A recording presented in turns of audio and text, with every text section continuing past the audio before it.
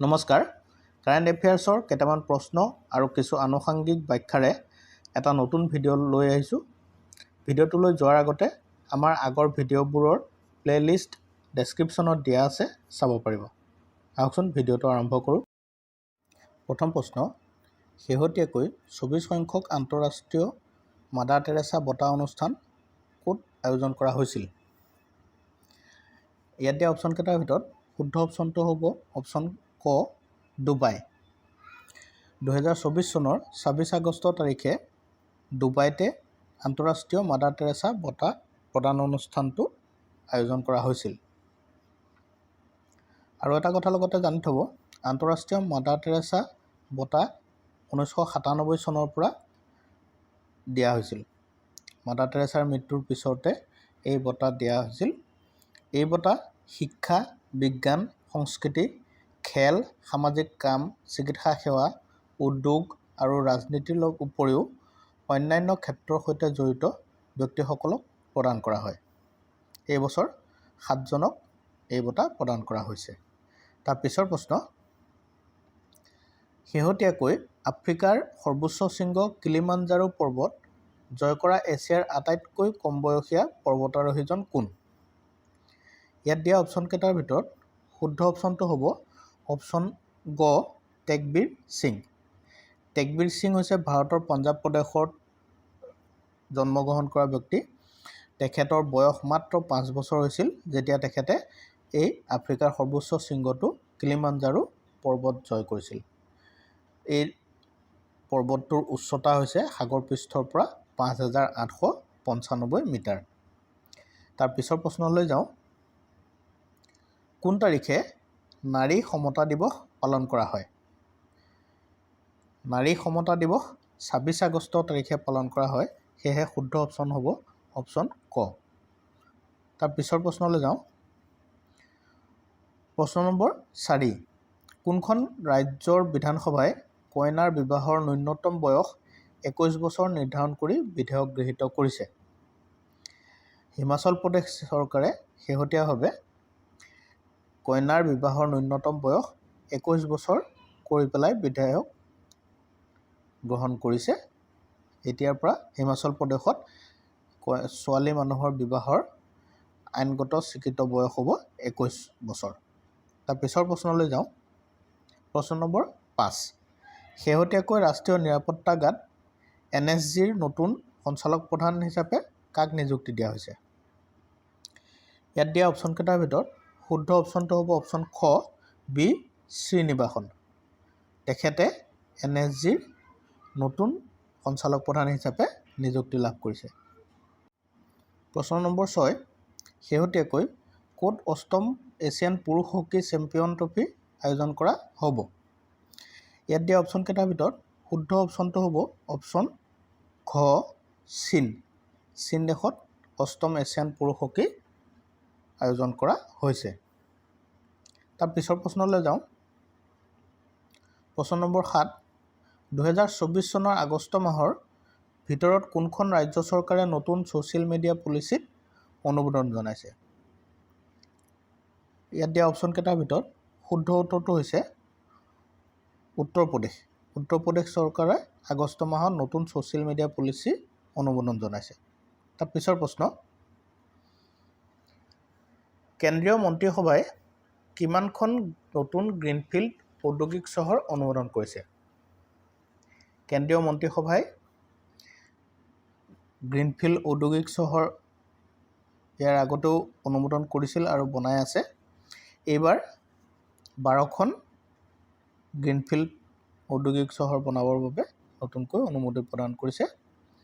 সেয়েহে অপশ্যন খ শুদ্ধ অপশ্যন হ'ব। তাৰ পিছৰ প্ৰশ্ন,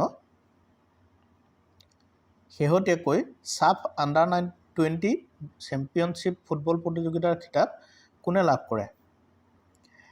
এইবাৰ হৈ যোৱা ছাফ আণ্ডাৰ-20 চেম্পিয়নশ্বিপ ফুটবল প্ৰতিযোগিতা বাংলাদেশে বিজয়ী হৈছে। সেয়েহে শুদ্ধ উত্তৰ খ হ'ব। তাৰ পিছৰ প্ৰশ্নলৈ যাওঁ। প্ৰশ্ন নম্বৰ 10, কোন তাৰিখে ৰাষ্ট্ৰীয় ক্ষুদ্ৰ উদ্যোগ দিৱস পালন কৰা হয়? ৰাষ্ট্ৰীয় ক্ষুদ্ৰ উদ্যোগ দিৱস পালন কৰা হয় 30 আগষ্ট তাৰিখে। মনত ৰাখিব ৰাষ্ট্ৰীয় লঘু উদ্যোগ দিৱস 30 আগষ্ট তাৰিখে পালন কৰা হয়। অপশ্যন ক শুদ্ধ অপশ্যন হ'ব। তাৰপিছৰ প্ৰশ্ন নম্বৰ 11 শেহতীয়াকৈ ইংলিছ চেনেল এককভাৱে সাঁতুৰি পাৰ হোৱা ভাৰতীয় সাঁতোৰবিদজন কোন? ইংলিছ চেনেল ইয়াৰ আগতে সাঁতুৰি পাৰ হৈছে, কিন্তু এককভাৱে শেহতীয়াকৈ সিদ্ধাৰ্থ আগৰৱালাই সাঁতুৰি পাৰ হৈছে। সেয়েহে অপশ্যন খ শুদ্ধ অপশ্যন হ'ব। তাৰপিছৰ প্ৰশ্ন নম্বৰ 12 উত্তৰ প্ৰদেশ চৰকাৰে ক'ত বৈদিক 3D সংগ্ৰহালয় নিৰ্মাণৰ কথা ঘোষণা কৰিছে? উত্তৰ প্ৰদেশ চৰকাৰে বাৰাণসীত শেহতীয়াকৈ 3D বৈদিক সংগ্ৰহালয় নিৰ্মাণৰ কথা ঘোষণা কৰিছে। সেয়েহে ক অপশ্যনটো শুদ্ধ অপশ্যন হ'ব।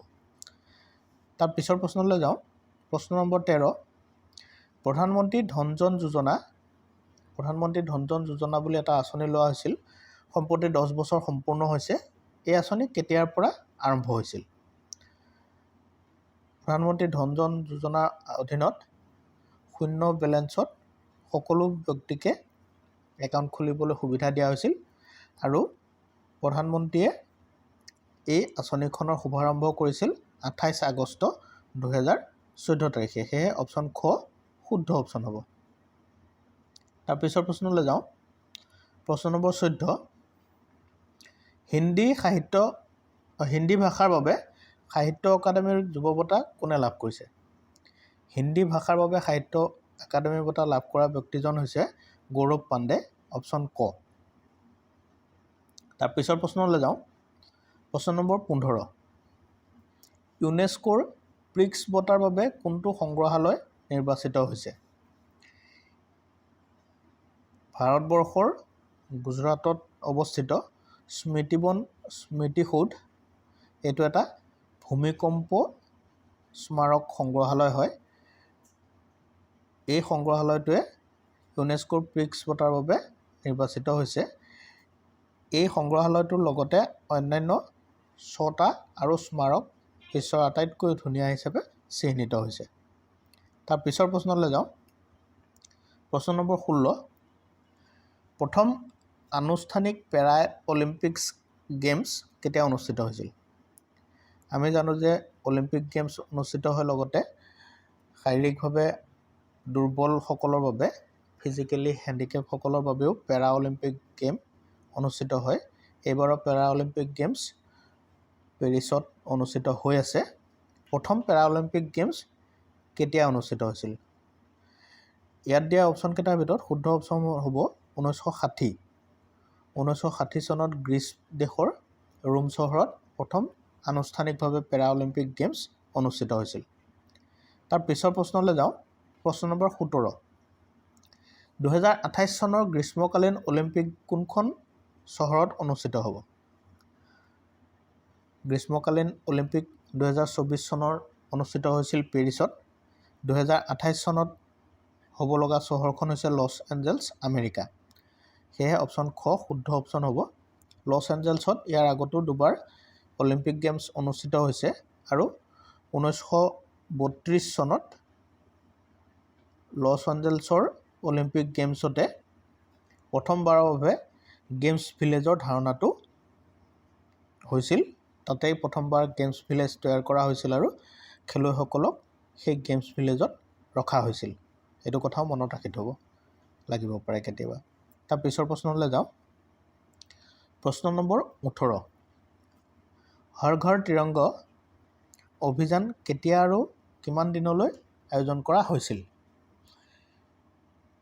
ইতিমধ্যে 15 আগষ্ট পাৰ হৈ গৈছে আৰু হৰ ঘৰ তিৰংগা অভিযান আমি সকলোৱে জানো যে আয়োজন কৰা হৈছিল। কিমান তাৰিখৰ পৰা কিমান তাৰিখলৈ আয়োজন কৰা হৈছিল তাৰ প্ৰশ্নটো সুধিছে।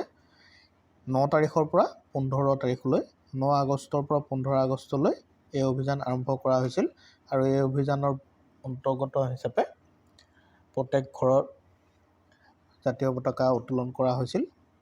সেয়েহে অপশ্যন খ শুদ্ধ উত্তৰ হ'ব। তাৰ পিছৰ প্ৰশ্নলৈ যাওঁ। প্ৰশ্ন নম্বৰ 19 কোন তাৰিখে ভাৰত ত্যাগ আন্দোলন দিৱস পালন কৰা হয়? ভাৰত ত্যাগ আন্দোলন আমি জানো 1942 চনত মহাত্মা গান্ধীৰ নেতৃত্বত আৰম্ভ হৈছিল। ভাৰত আন্দোলন আৰম্ভ হৈছিল 8 আগষ্ট তাৰিখে আৰু ভাৰত ত্যাগ আন্দোলন দিৱস 9 আগষ্ট তাৰিখে পালন কৰা হয়। অপশ্যন খ শুদ্ধ অপশ্যন হ'ব। তাৰ পিছৰ প্ৰশ্নলৈ যাওঁ। আৰু এটা কথা মনত ৰাখিব, এই 9 আগষ্ট তাৰিখে আৰু এটা দিৱস পালন কৰা হয়। সেই দিৱসটো হৈছে নাগাচাকি দিৱস। সেইদিনাখন আমেৰিকাই জাপানৰ নাগাচাকিত দ্বিতীয়টো এটমিক বোম নিক্ষেপ কৰিছিল।